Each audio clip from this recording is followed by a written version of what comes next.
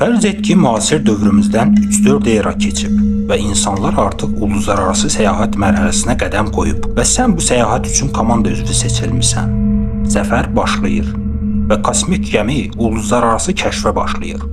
Bir müddət sonra gəminin kapitanı elektronik cihazlarda və naviqasiya sistemində anormallıq müşahidə edir. İş o həddə çatır ki, gəmi heyəti artıq bütün müşahidəni adi gözlə aparmalı olur və bu zaman sən qarşıda qəribə bir kosmik obyekt müşahidə edirsən. Maraqlı ssenaridir, elə deyil?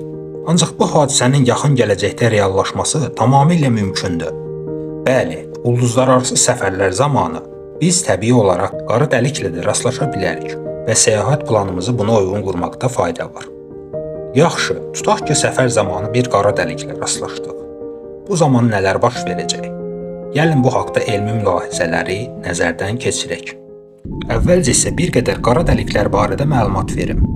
Qeyd olunan kosmik obyektlər kainatdakı ən qəribə, bir qədər qorxulu və düşünüldüyündən sıx rast gəlinən cisimlərdir. Ən dar mənada onlar süperölçülü bir ulduzun partlayışı zamanı materialından cazibə qüvvəsinin təsiri ilə içinə çökməsi nəticəsində yaranan ifrat sıxlıqlı kosmik obyektlərdir. Ölçüsünə görə qara dəliklər müxtəlif ola bilir. Günəş ölçülü olanlarından tutmuş super ölçülü qara dəliklərə qədər. Sıxlıqları o qədər çox olur ki, heç işıq adlandırdığımız fotonlar da onların təsir dairəsindən qaça bilmir. Düzdür, sual oluna bilər ki, fotonun kütləsi olmadığı halda necə olur ki, qara dəliyin qravitasiya təsirinə məruz qalır? Məsələ burasındadır ki, əslində işıq heç cəzb olunmur.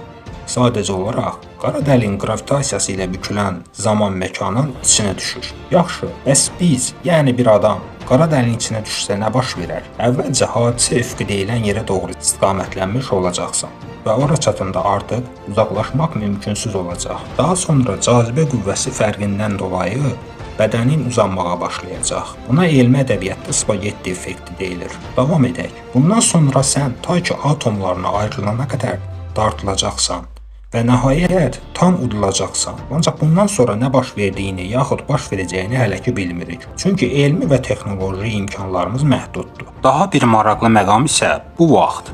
Yəni sən qara dəliyin içinə düşərkən baş verən zaman anomaliyasıdır. Belə ki, sənin üçün vaxt normal davam edərkən, kənardan baxan müşahidəçi üçün sən daima hadisə üfüqündə qara dəliyin içinə istiqamətlənmiş kimi görünəcəksən. Son olaraq, bütün bu məlumatlar toplusu hələlik nəzəri mərhələdədir. Praktikada tam olaraq nə baş verəcək, dəqiq bilmirik. Bəs səncə, qara dəliyin içində hansı sirlər gizlənib? Cavabını rəy bölməsində qeyd edə bilərsən.